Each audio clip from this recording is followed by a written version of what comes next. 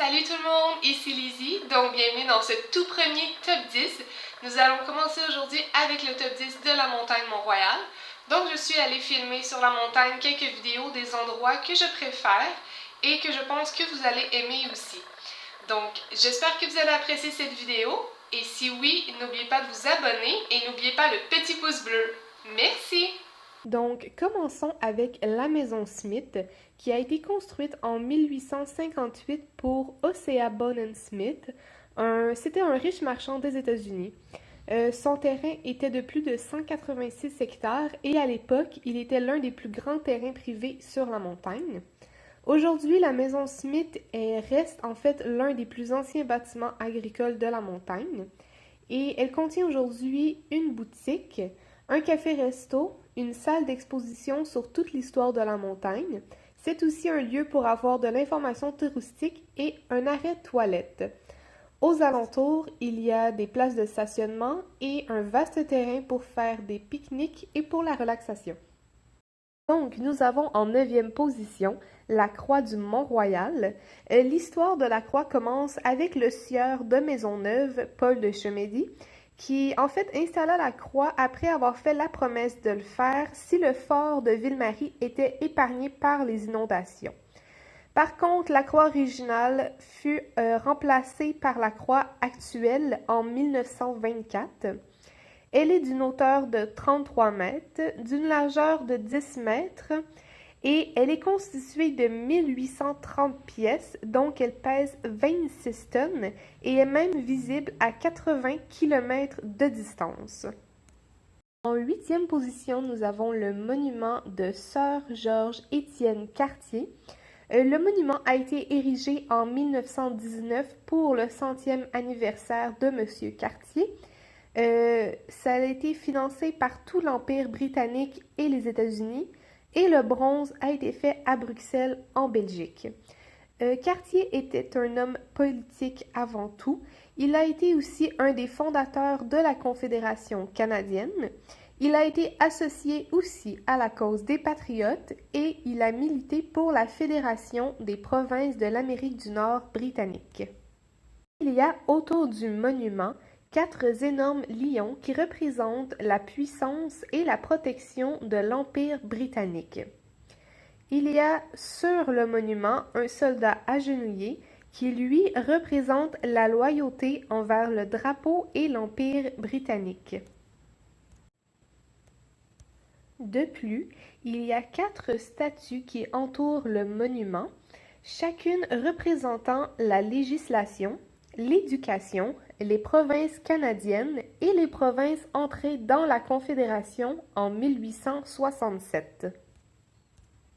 Ensuite, au sommet du monument se trouve la figure féminine qui représente la renommée et qui symbolise le début du destin. Elle tient une couronne de laurier qui symbolise en fait la victoire et le succès de Georges-Étienne Cartier. Finalement, nous avons Georges-Étienne Cartier qui est représenté dans ses fonctions parlementaires avec un document à la main qui est inscrit avant tout « Soyons Canadiens ».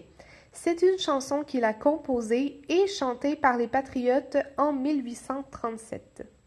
Si vous arrivez en voiture sur la montagne Mont-Royal, le premier belvédère que vous pourrez apercevoir est le belvédère Camillien-Houd qui se trouve en 7e position. Ce belvédère offre une vue exceptionnelle sur l'est de Montréal et sur le stade olympique. Vous aurez la chance aussi d'être en compagnie des ratons laveurs qui sont souvent là non pas pour la vue, mais pour votre nourriture. En 6e position, nous avons le cimetière Notre-Dame-des-Neiges. Le cimetière a été inauguré en 1854 et depuis, près de 900 000 personnes y ont été inhumées. Avec ses 137 hectares, le cimetière s'étend sur plus de 72% de la montagne et il est aussi le plus important cimetière catholique du Québec et même du Canada. Dans le cimetière, vous pourrez apercevoir diverses architectures et sculptures qui sont toutes exceptionnelles. En arrivant au sommet de la montagne, il y a notre numéro 5, le belvédère Kondiaronk. En arrivant, vous apercevrez le chalet, qui est un endroit où vous pouvez réserver la salle pour des événements. Et c'est aussi un lieu d'information touristique. Il y a une boutique et de plus, ça peut être un arrêt toilette. Juste en face du chalet, il y a le belvédère Kondiaronk. Avec sa superbe vue, nous pouvons apercevoir le centre-ville, le fleuve Saint-Laurent, l'île du parc Jean-Drapeau, la Rive-Sud et les collines de la Montérégie. Nous avons en 4e position l'Oratoire Saint-Joseph. Son histoire débute en 1904 quand le frère André fit construire la première chapelle. Mais l'ouverture officielle de l'oratoire ne se fait qu'en 1956 et les travaux d'agrandissement se font jusqu'en 1967. Et c'est jusqu'en 2003 que l'oratoire connut un projet de réaménagement pour faire de l'endroit un lieu plus accessible et sécuritaire pour les visiteurs et les pèlerins. Il y a en tout 283 marches à l'extérieur, dont 99 qui sont réservées à la prière et à la montée à genoux pour les plus courageux. Arrivé à l'observatoire tout en haut, on peut y voir Côte-des-Neiges, Notre-Dame-de-Grâce, Mont-Royal, le nord de Laval et les Basses Laurentides. L'oratoire contient un orgue construit en Allemagne par Rodolphe von Beckerath et a été installé dans la basilique le 13 novembre 1960. Il y a aussi dans la basilique de grands et somptueux vitraux et quelques œuvres d'art religieuses.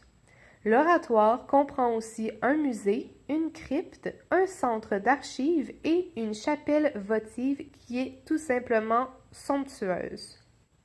Situé à l'est de l'oratoire, il y a le jardin du chemin de la Croix qui comprend 42 sculptures en pierre de 9 pieds chacune. Plusieurs variétés d'arbres, de fleurs et de plantes couvrent ce somptueux jardin. Arrivé au sommet du jardin, il y a un aire de repos ainsi qu'une fontaine appelée la fontaine de la Rédemption. Donc, que ce soit la religion, l'histoire, la nature ou tout simplement la tranquillité qui vous intéresse, vous y trouverez bon compte à l'Oratoire Saint-Joseph. Tout près de la maison Smith, nous avons en 3e position le lac des Castors. Réaménagé depuis peu, le lac est l'endroit parfait pour faire un pique-nique, relaxer au soleil ou même faire un tour de chaloupe entre amis ou en amoureux. Avec ces grands espaces verts, il y a très peu de chances d'être dérangé. Alors soyez zen et profitez du calme et du son de l'eau qui coule de la fontaine. En 2e position, nous avons le belvédère du Westmount Summit. L'endroit est beaucoup moins connu, ce qui le rend beaucoup plus tranquille et chaleureux. Comme vue, nous pouvons voir le sud-ouest et la rive sud. Finalement, en première position, nous avons les sentiers du Mont-Royal. Aller se promener dans les sentiers de la montagne est sans aucun doute la meilleure activité à faire. Premièrement, il y a le chemin Homestead qui est de 6,5 km et qui est parfait pour la marche et le vélo. De plus, tous les autres petits sentiers dans la forêt sont excellents pour la tranquillité et le retour à la nature. Avec 182 espèces d'oiseaux, 20 espèces de mammifères, 2 espèces de reptiles et 2 espèces d'amphibiens, il est possible de croiser leur chemin en traversant ces sentiers. Pour les amoureux de la flore, sachez que la montagne compte plus de 65 espèces d'arbres et 600 espèces de plantes, ce qui fait de la montagne un environnement pur et agréable sans être affecté par les méfaits d'une grande ville. Psst, n'oubliez pas de vous abonner. Merci!